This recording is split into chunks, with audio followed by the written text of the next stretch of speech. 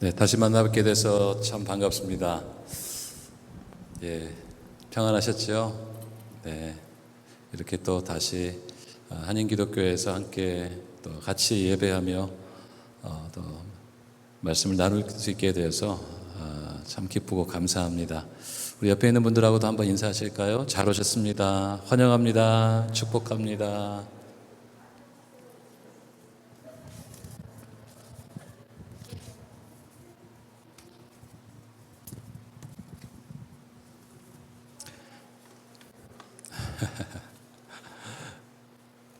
저는 예배가 다 좋은데 서로 환영하고 축복할 때가 참 좋아요.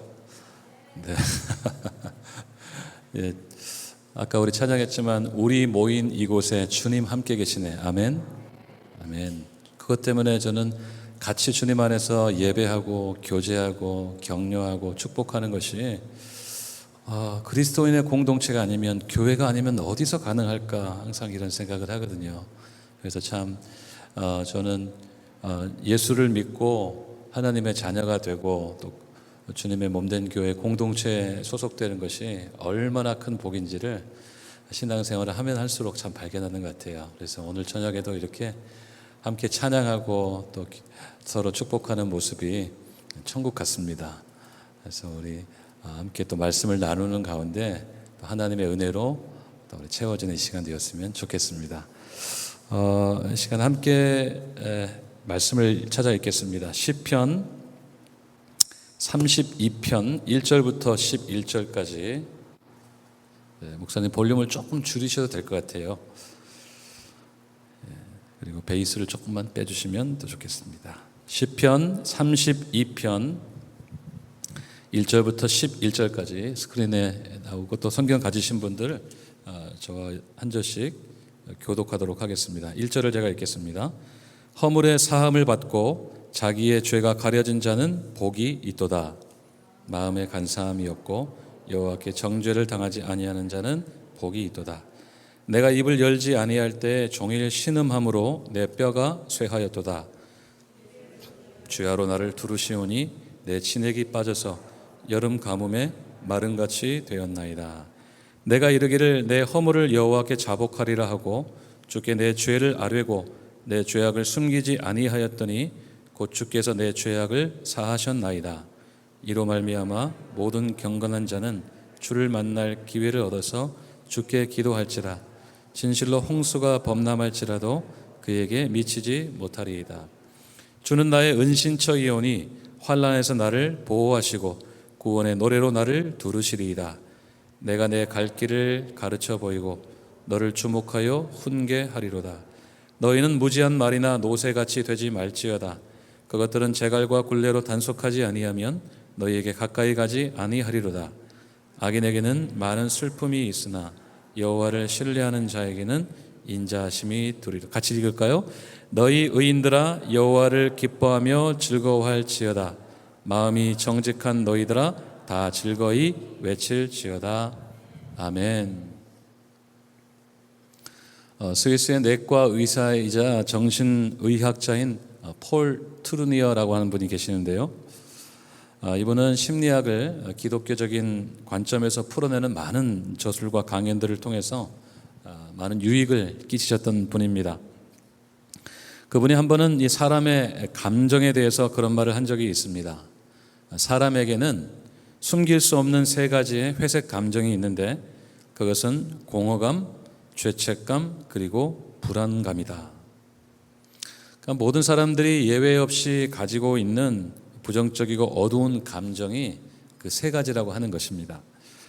그 중에서도 폴 트루니어는 사람이 죄책감으로부터 자유로워질 수 있다면 정신병의 75%는 당장 낫게 될 것이다. 그렇게 이야기를 했습니다. 그만큼 이 죄책감이라고 하는 것이 모든 사람이 자유로울 수 없는 감정이어서 사람들에게 심적인 고통을 주고 심지어는 육체적인 질병까지도 유발한다고 하는 그런 감정이라는 것입니다. 오늘 시편을 기록한 다윗이 바로 그 고통을 경험하고 있는 사람입니다. 그는 자신이 범한 죄로 인하여서 몹시 괴로워하면서 오늘 이 시를 기록했습니다.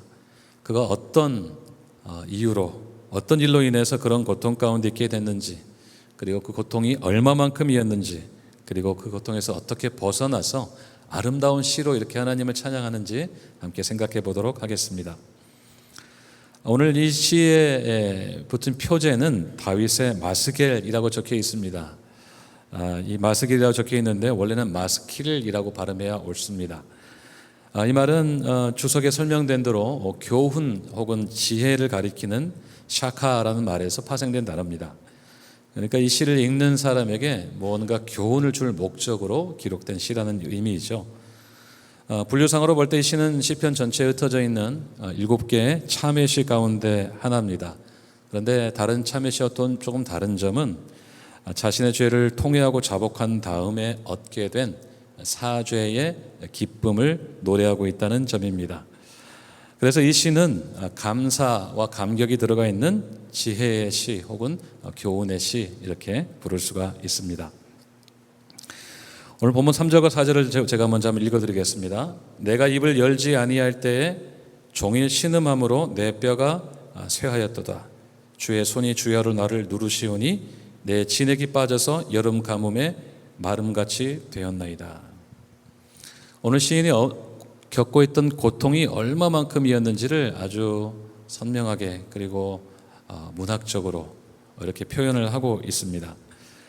종일 신음해서 뼈가 쇠했다고 그렇게 고백을 합니다. 어쩌다가 신음이 나고 또 생각해 보면 아프니까 또 신음이 나고 이 정도가 아니라요. 종일 신음했다고 그렇게 기록을 하고 있어요. 여러분 종일 신음해 본 적 있으십니까? 그렇게 아파 본 적이 있으신 분들은 동감이 되실 거라고 생각이 돼요. 하루 종일 꿍꿍꿍 앓을 수밖에 없는 그런 극심한 고통 가운데 있습니다. 그 고통이 얼마나 심했는지 뼈가 다 마를 만큼이었다고 그렇게 이야기를 하고 있습니다. 더욱 심각한 것은 주님의 손이 나를 눌러서 진액이 다 빠져버렸다고 했습니다. 그래서 마치 한여름날 계속되는 가뭄 때문에 모든 것이 다 말라 비틀어지는 것 같은 그런 자신의 모습을 담담하게 표현하고 있습니다. 여러분 주님의 손이 누르시는 것 같다고 한다면 얼마나 참 고통스러웠을까요? 세상 일로 그런다면 그냥 세상 살다 보니까 힘든 일 때문에 그렇게 힘들어서 그냥 고통당한다면 살다 보면 그럴 수 있지라고 하는데 주님의 손이 자신을 누르는 것 같은 그런 경험을 한다면 얼마나 힘들고 고통스러웠을까요? 그렇게 시인은 몸과 마음과 영혼이 그렇게 피폐해져 가고 있었습니다. 정말 너무도 힘든 그런 상황을 경험하고 있었습니다. 다윗이 그렇게 하루 종일 주야로 멈추지 않는 그런 고통 가운데 있었던 이유는 한 가지입니다. 그것은 그 안에 있었던 죄책감 때문이었습니다. 자신이 입을 열지 아니할 때 그런 고통이 있었다고 고백을 합니다. 그러니까 쉽게 말하면 회개하지 않을 때 그런 고통을 겪었다 이렇게 고백을 하고 있는 것입니다. 이 시가 기록된 배경에 대해서 학자들은 다윗이 밧세바를 범했을 때 기록된 시라고 의견을 모읍니다. 우리가 잘 아는 시편 51편과 더불어서 다윗이 우리아의 아내 밧세바를 범한 뒤에 나단 선지자에게 책망을 받았을 때 기록한 시라는 것입니다. 그가 범했던 잘못을 그렇게 하나님 앞에 고백하지 않았을 때 그는 극심한 고통을 경험했습니다. 마땅히 있어야 됐을 회개 없이 침묵하고 있을 때 하루 종일 신음하면서 뼈가 다 말라버렸다고 했습니다.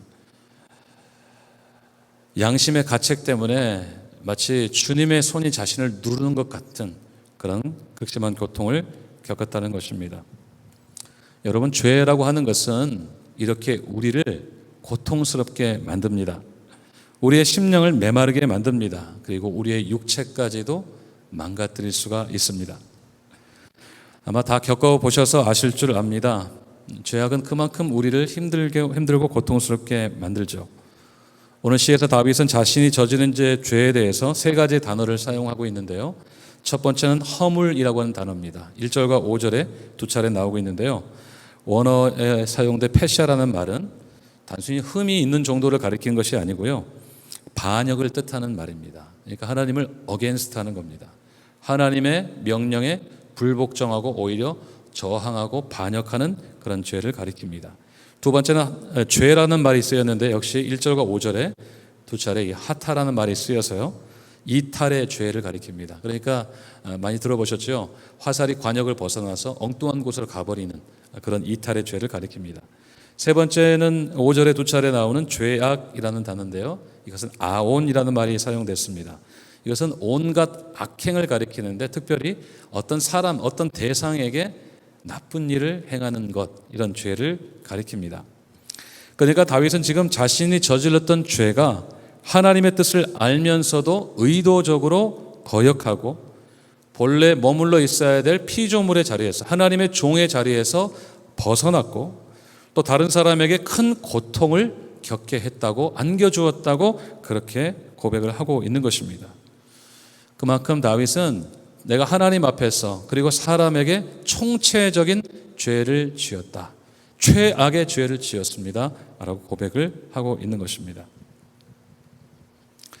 이러한 죄들이 큰 고통을 가져다 준 것은 단순히 양심에 찔림이 있어서가 아닙니다. 더 큰 이유가 있습니다. 그것은 하나님과의 분리됨을 인해 겪는 고통입니다. 우리 모든 인간은 하나님의 형상대로 지음을 받았어요. 믿으십니까? 하나님의 형상대로 지음을 받았다는 것은 여러 가지 의미가 있을 수 있는데요, 그 중에 중요한 것 중에 하나가 하나님과 교제할 수 있는 존재로 지음을 받았다는 것을 의미합니다. 왜냐하면 이 교제라고 하는 것은 같은 형상을 가진 것끼리만 가능해요. 형상이 다르면 교제를 할 수가 없습니다. 저희 집에도 조그만 강아지를 한 마리 키우는데 여기 와서 보니까 강아지를 많이 키우시는 것 같아요.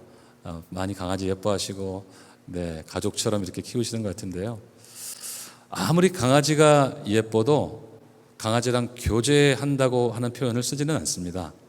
보통 어떻게 이야기하죠? 강아지를 키운다 이렇게 이야기하죠.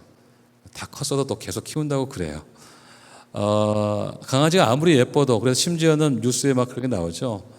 강아지에게 유산까지 물려주는 이런 일까지 있는데, 아무리 그렇게 친밀하고 가족 같다고 해도 강아지와 교제한다는 이야기는 하지 않습니다. 교감한다는 말은 쓸 수 있을지 모르겠어요. 근데 교제는 형상이 같은 것끼리만 가능하기 때문에 강아지는 키운다 그렇게 이야기합니다.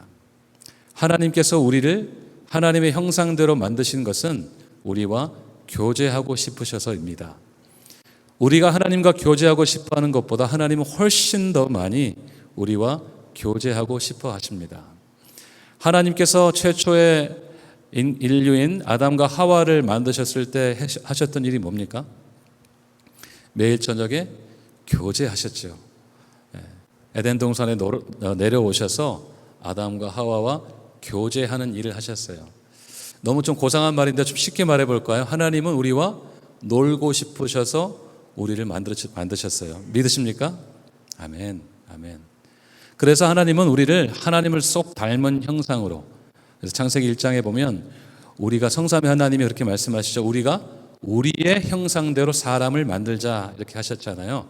그래서 하나님께서 우리와 교제하고 싶어 하시는 그 의도를 밝히 보여주고 있습니다. 여러분, 그렇기 때문에 사람은 하나님과 교제할 때 가장 사람다워질 수 있습니다. 왜냐하면 그게 하나님께서 우리를 만드신 목적이거든요. 하나님과 교제할 때 우리는 가장 사람답게 살 수가 있어요. 우리가 사회에서도 그렇지 않습니까? 또 가족들 안에서도 마찬가지고, 사람답게 살려면 좋은 사람들과 좋은 교제 가운데 있어야 되지 않습니까?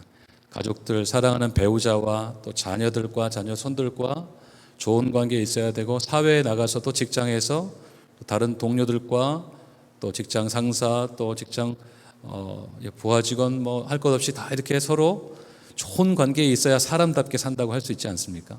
근데 궁극적으로요, 사람은 하나님과 교제할 때 가장 사람답게 살 수가 있습니다. 이 말은 뒤집어 놓고 보면 하나님과 교제가 끊어지면 사람답게 살 수가 없다는 것을 의미합니다. 그런데 문제는 이 죄라는 것이 항상 하나님으로부터 우리를 분리시키려고 한다는 것입니다. 그래서 우리에게 하나님과 교제를 통해 누리는 만족과 행복을 자꾸 빼앗아 가려고 하는 것이죠. 여러분, 사단이 가장 싫어하는 것이 뭐냐면 우리가 하나님과 친해지는 거예요. 하나님과 즐겁게 노는 것을 사탄은 아주 싫어합니다.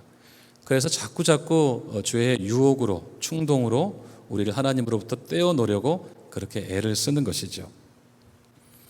죄로 인해서 하나님과의 교제가 단절되면 그때부터 고통이 시작됩니다. 우리의 심령이 신음하기 시작하는 것입니다. 하나님과 교제를 통해 주어지는 만족과 감사, 그리고 참된 행복이 결여된 우리의 인생은 본래 하나님께서 우리에게 의도하시는 인간다움에서 멀어지게 만들고 결핍과 불만족, 불안과 두려움을 면하기 어렵게 됩니다. 왜 그러냐면요, 하나님과 분리되는 순간 우리가 우리 자신을 책임져야 되거든요. 하나님과 연결되어 있을 때는 우리가 직감적으로 압니다. 하나님이 나의 공급자가 되시고 나의 만족과 감사와 행복의 이유가 되신다는 것을 우리가 잘 아는데, 그 하나님과 교제가 끊어지면 이제 큰일 났다는 생각이 듭니다. 내가 책임져야 되는구나. 그때부터 고통이 시작되고 불안과 초조가 찾아오기 시작하게 되는 것입니다. 그래서 그 불안과 초조와 근심과 걱정을 해소하기 위해서 세상 사람들이 좋다는 것들로 채우고 치장하고 먹고 가지고 누려도 채울 수 없는 공허감, 허탈감을 속일 수가 없습니다. 사람이 하나님의 형상대로 지음을 받은 이상 결코 아무도 예외가 될 수가 없는 일입니다. 사실 어떻게 보면 다윗이 죄악으로 인해서 고통받는 것은 매우 자연스러운 일입니다. 조금 다르게 말하면 신자로서 마땅히 그래야 된다는 말씀입니다. 죄를 지으면서도 태어난 것이 문제입니다. 하나님과의 분리를 경험하고 있으면서도, 하나님과 분리되어 있으면서도 멀쩡하게 사는 것이 문제입니다. 꾸준한 종교 생활로 그동안 잘 지키고 살아왔던 윤리적인 삶을 유지하면서 나는 그래도 이 정도면 올바르게 살고 신앙생활도 이 정도면 번듯하게 한다, 이렇게 자꾸 스스로를 위로하려고 합니다. 여러분, 우리는 우리 영혼으로부터 들려오는 소리를 결코 외면하지 말아야 됩니다. 그것을 정직하게 받아들여야 됩니다. 우리의 영혼에 고통의 소리들이 들려오면 아파할 줄 알아야 됩니다. 그리고 그것을 대면할 줄 알아야 됩니다. 그리고 그것을 가지고 하나님께 가까이 나아가야 합니다. 그래야 회복을 경험할 수가 있습니다. 아니, 그것 자체가 회복의 시작입니다. 결코 영적인 무감각증에 빠져 있으면 안 됩니다. 이 시대의 기독교의 안타까움은 날이 갈수록 회개가 사라져간다는 것입니다. 저 같은 목회자들이 회개에 대한 이야기를 자주 하지 않습니다. 왜냐하면 회개하자는 설교는 별로 인기가 없거든요. 그래서 솔직히 망설였습니다. 오늘 회개에 대한 설교를. 하지만 정말 우리가 필요한 것이 회개이기 때문에 이 말씀을 꼭 나누고 싶었습니다. 사실 우리들은 우리 자신의 죄를 들추는 일을 별로 달가워하지 않습니다. 이미 구원받고 죄사함을 다 받았는데 굳이 또 회개를 해야 되나 생각이 들 때가 많습니다. 또 회개를 해도 형식적인 회개에 그칠 때가 많아요. 우리가 대표 기도할 때 빼놓지 않고 하는 단골 메뉴 기도가 있죠. 네, 다 웃으시는데, 네, 한 주간 동안 하나님의 말씀대로 순종하며 살려고 했는데, 그렇게 하지 못했습니다. 그리고 나서 꼭 붙이는 성구가 있죠. 마음은 원이로되 육신이 약해서. 이런 형식적인 회개에 그칠 때가 많아요. 물론 꼭 틀린 기도라고 할 수는 없어요. 정말 선하게 살고 하나님의 말씀대로 살고 싶은데 그렇지 못할 때가 많기 때문에. 그렇지만 그 기도가 반복될 때 우리는 거기에서, 그 기도에서 진정성을 찾아보기가 어렵습니다. 더러는 회개를 또 특별한 계기를 만들어서만 하려고 하는 경향도 있어요. 회개는 언제 합니까? 깊은 산속 기도원에 들어가서 하는 것, 혹은 수양의 맨 마지막 날 밤에 하는 것, 아니 모닥불 켜놓고 아니면 촛불 켜놓고 그 앞에서 분위기 잡히면 하는 것, 그 정도로만 생각하는 경향이 있어요. 이러한 생각들은 우리를 영적으로 무감각하게 만들어버리기가 쉽습니다. 하나님과 단절된 영혼에서 들려오는 다급한 신호가 오는데도 그것을 계속 반복적으로 무시하게 되면 우리의 영혼이 계속해서 망가져 가버립니다. 하나님께로부터 공급돼야 될 은혜가 막힌 결과입니다. 죄가 있을 때 우리는 그만큼 하나님과 단절되어 간다는 사실을 꼭 기억하시기를 바랍니다. 그리고 아파할 줄 아시기를 바랍니다. 우리 마음속에 찾아오는 분노와 불평, 원망, 짜증, 무기력함, 권태, 부정적인 생각들의 근본적인 원인이 거기에 있음을 우리는 꼭 잊지 말아야 됩니다. 하나님과의 단절이 그 원인입니다. 그런 고통 속에서 다윗은 중대한 결단을 합니다. 5절을 보십시오. 우리 함께 한번 읽어볼까요? 5절 시작. 내가 이르기를 내 허물을 여호와께 자복하리라 하고 주께 내 죄를 아뢰고 내 죄악을 숨기지 아니하였더니 곧 주께서 내 죄악을 사하셨나이다. 아멘. 다윗은 자신의 죄와 허물 그리고 죄악을 더 이상 하나님께 숨기지 않기로 했습니다.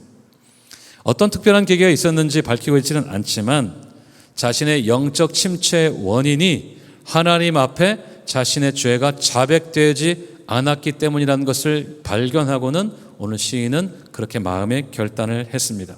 그리고 그것을 실천에 옮겼습니다. 자신의 입술을 벌려 모든 죄를 하나님께 다 고한 것입니다. 쉽게 말하면 다 토해낸 것입니다. 그랬더니 어떤 일이 일어났습니까? 하나님께서 자신의 죄악을 다 사해 주셨다고 고백을 하고 있습니다. 용서의 은총을 경험하게 된 순간입니다. 그동안 겪었던 육체와 영혼의 고통과 속박으로부터 완전하게 자유하게 된 순간입니다.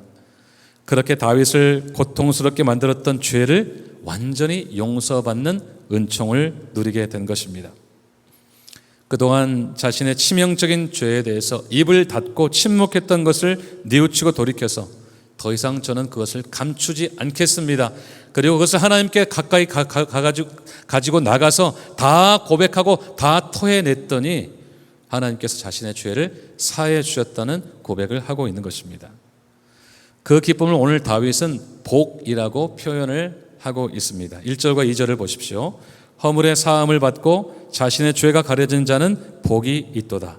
마음에 간사함이 없고 여호와께 정죄를 당하지 아니하는 자는 복이 있도다. 아멘. 죄 사함의 은총을 복이라고 표현을 하고 있습니다. 특별히 여호와께 정죄를 당치 않는 자는 복이 있다라고 고백을 하고 있어요. 여러분, 이게 얼마나 엄청난 고백입니까? 여러분 집에 가셔서 다시 묵상해 보시고 다시 곱씹어 보세요. 여호와께 정죄를 당치 않을 자가 이 세상에 누가 있습니까? 저부터 자유롭지 않습니다. 아무도 하나님께서 정죄하겠다고 잣대를 드시면 거기서부터 자유로울 사람이 한 사람도 없습니다. 모든 사람이 죄를 범하였음에 하나님의 영광에 이르지 못하더니. 우리가 가지고 있는 유일한 자격은 하나님께 정죄받고 심판받을 자격밖에 없습니다. 우리 안에는 죄의 본성 때문에 그렇습니다. 그런데 지금 시인이 어떻게 고백해요? 여호와께 정죄를 당치 않는 자는 복이 있도다. 할렐루야. 지금 시인이 이 고백을 하고 있는 거예요. 나는 아무리 봐도 여호와께 정죄를 받고 또 받아도 마땅하고 싼 죄인인데 내가 여호와께 정죄를 받지 않고 있다니 이보다 더 큰 복이 어디 있겠는가? 그렇게 지금 목소리 높여 찬양을 하고 있는 것입니다. 지난번에 잠깐 말씀을 드린 것 같은데 저는 이 성경이 기록될 당시에 유튜브가 있었으면 참 좋았겠다는 생각을 해요. 이 시를 다윗이 직접 낭송을 하는 것이 녹화가 됐다면 어떻게 낭송이 됐을까? 아마 1절, 2절을 고백하면서 다윗은 주체할 수 없는 감격이 있었을 거예요. 여호와께 정죄를 당치 않는 자가 복이 있다. 세상에 이보다 더 큰 복이 어디 있습니까, 여러분? 여러분 이 복을 꼭 받으세요.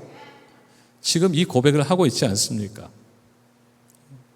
아무리 봐도 죄 덩어리인, 죄인 중에 괴수 같은 자신에게 정죄함을 거두어 가신 하나님의 은총이 얼마나 큰지 이것이 나에게 복입니다. 그렇게 고백을 하고 있는 것입니다. 의도적으로 하나님을 거역한 죄, 불순종하며 피조물의 본분을 망각한 죄, 다른 사람에게 씻을 수 없는 상처를 남긴 죄, 그 모든 죄가 다 죄 용서함을 받고 더 이상 죄로 인정되지 않음을 인하여서 기뻐하고 찬양하고 있는 것입니다. 여러분, 이것은요 단순히 고백을 했기 때문에 속 시원하다 이런 차원의 기쁨이 아니에요. 선과 악을 판단하시고 의로움과 불의함을 최종적으로 판결하시는 하나님으로부터 모든 죄가 땅땅땅 무죄라고 선언을 받았기 때문에 누리는 감격입니다. 그러니까 판결이 뒤집혀버린 거예요. 죄인 땅땅땅 했는데 의인 땅땅땅, 판결이 완전히 번복되어 버린 것입니다. 할렐루야. 그래서 오늘 시인은 복이라고 고백을 하고 있는 것이죠. 여러분, 카브리오라는 이태리계 출신의 판사가 있습니다. 이분이 영상에 가끔 나오시는데요. 이분은 그 판결을 하는 장면들을 녹화를 해서 이렇게 유튜브나 페이스북 같은 데 내보내시는데, 어떤 것들을 많이 하시냐면 이제 경범죄 같은 이제 작은 이제 범죄들을 이렇게 한 사람들이 이렇게 앞에 서서 이제 설명을 해보라고, 왜 그랬냐고 설명을 해보라고 그래서 그 이유가 합당하다고 생각되면 이렇게 그 자리에서 파인을 완전히 웨이브 해주는 그런 것들이 나오거든요. 어떤 경우에는 어린 아이를 데리고 왔는데 엄마랑 아이랑 왔잖아요. 그럼 아이를 올라오라 그래요. 그래서 마이크를 주면서 엄마가 이렇게 설명을 했는데 너는 엄마가 좋다고 생각하니 안 좋다고 생각하니 이렇게 마이크를 대요.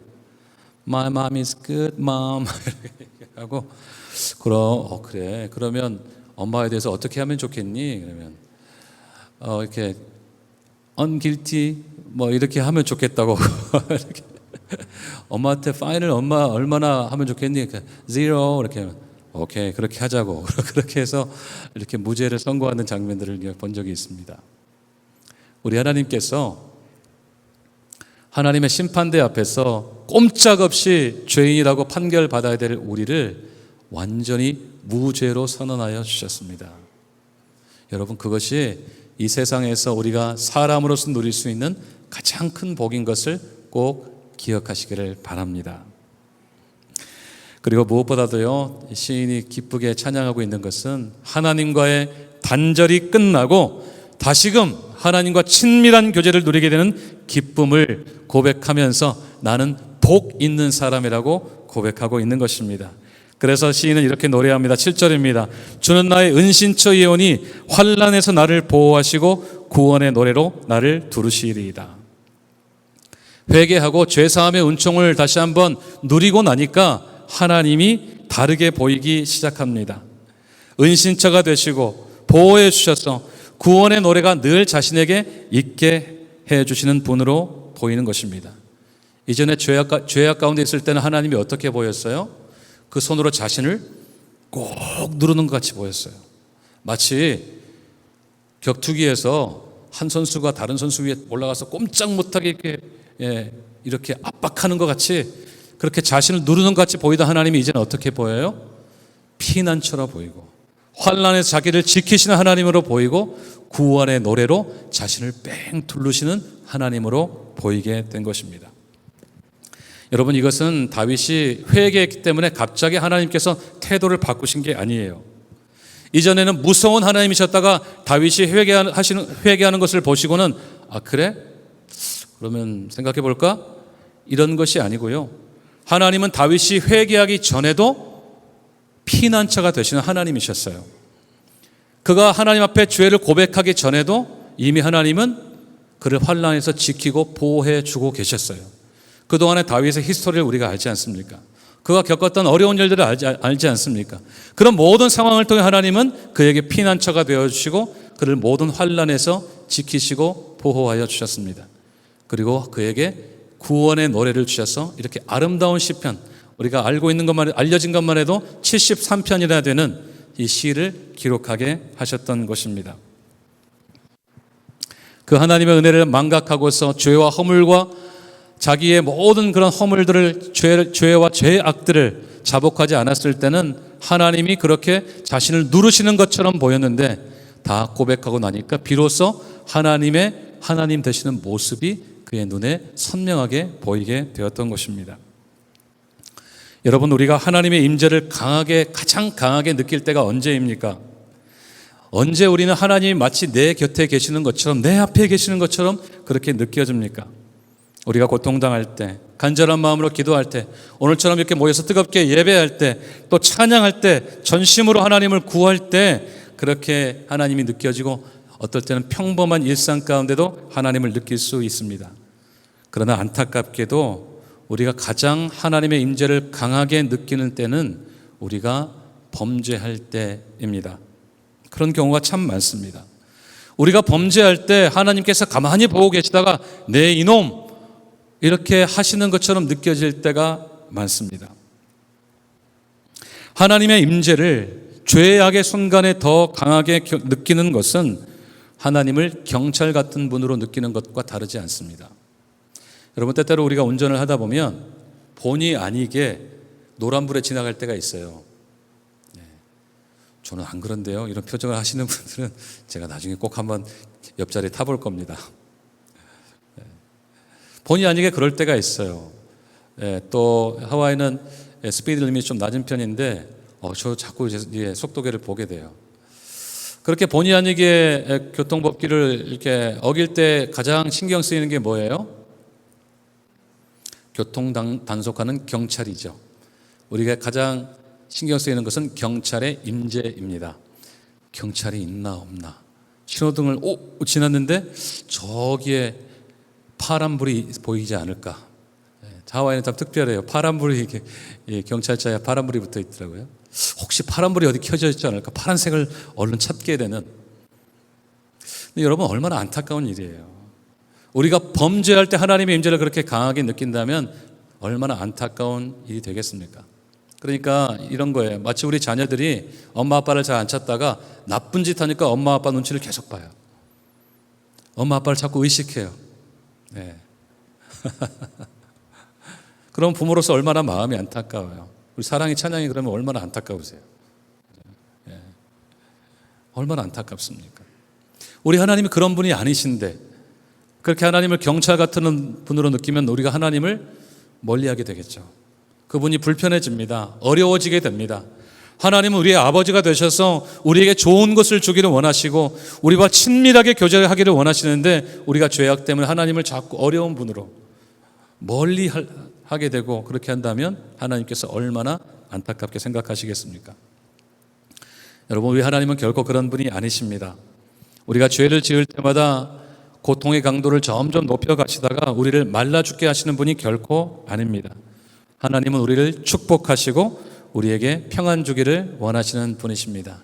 예레미야 29장 11절 말씀, 너희를 향한 나의 생각을 내가 아나니 재앙이 아니라 평안이고 너희 장래에 소망을 주려 하는 생각이라. 할렐루야. 우리 하나님의 생각이 바로 그것입니다. 혹시 이 자리에 하나님께서 나에게 지금 단단히 화가 나셨다고 생각하시는 분들은 마음을 꼭 고쳐 잡수세요. 결코 그렇지가 않습니다. 하나님의 우리를 향한 생각은 재앙이 아니라 평안이고요. 자녀인 우리에게 축복을 주고 싶어 하시는 것이 하나님 아버지의 생각입니다. 하나님은 우리의 모든 죄와 허물을 사하시고 덮으시고 죄악은 죄악으로 인정하지 않으시는 하나님이십니다. 그래서 그분은 우리에게 복 되신 하나님이시고 우리는 정말로 복 받은 사람들입니다. 회개하지 않으면 하나님을 자꾸 멀리하게 되지만 회개하면 그 하나님이 본래 우리를 얼마나 사랑하시고 복 주시기를 원하시는 하나님이신지 발견하게 되고 그래서 그분을 더 찬양하게 되고 그분을 더 사랑하게 되는 것입니다. 여러분, 그 하나님을 경험하고 싶으십니까? 그렇다면 우리가 할 일은 딱 한 가지입니다. 하나님 앞에 회개하는 일입니다. 우리의 죄와 허물 모든 것을 다 가지고 하나님 앞에 나와서 다 토해내는 일입니다. 그러면 그 하나님이 어떤 분이신지를 우리가 더 많이 알게 됩니다. 우리를 얼마나 사랑하시는지를 우리가 더 선명하게 알게 됩니다. 사랑하는 여러분, 우리가 바로 그 복을 받은 사람인 것을 꼭 믿으시기를 바랍니다. 회개하고 돌이키면 알게 됩니다.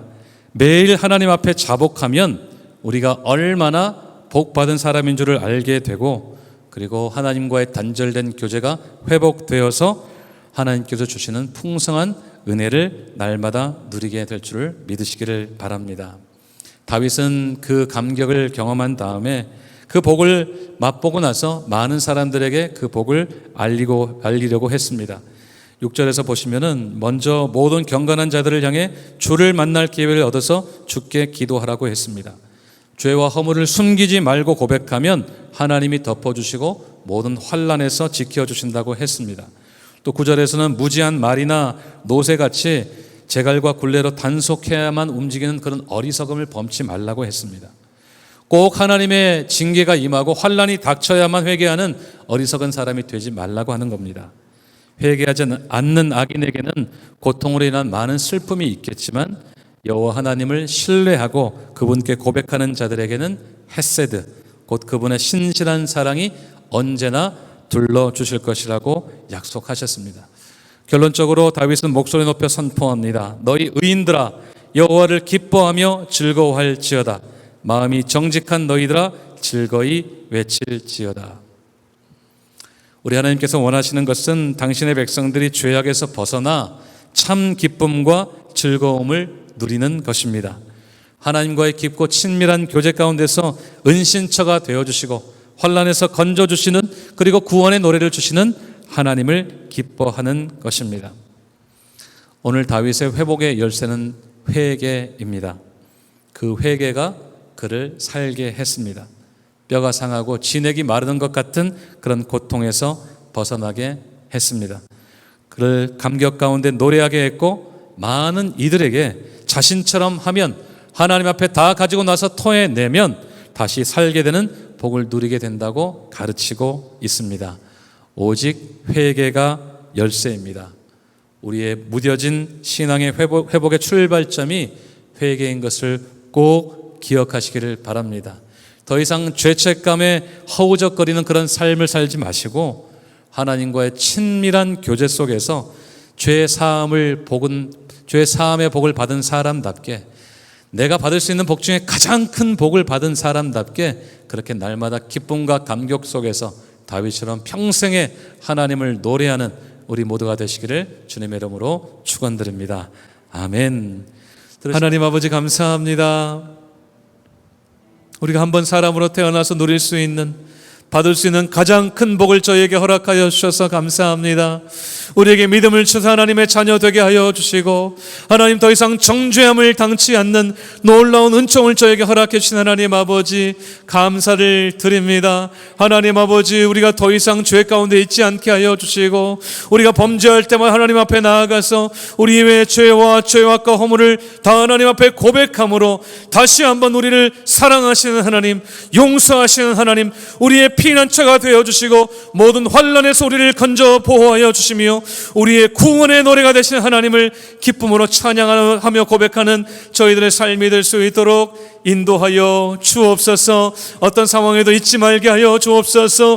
우리가 가장 큰 복을 받은 사람인 것을 항상 기억하게 하여 주셔서 그 복을 누리며 하나님과 친밀한 교제를 누리며 날마다 천국 같은 삶을 살 수 있도록, 환난과 어려움 속에서도 하나님의 주시는 은총을 누리며 살 수 있도록, 승리할 수 있도록 역사하여 주시옵소서. 하나님 그 승리의 기쁨으로 많은 이들에게 그 구원의 은총을 나누고 증거하고 선포할 수 있는 저희들의 삶이 되도록 역사하여 주시옵소서.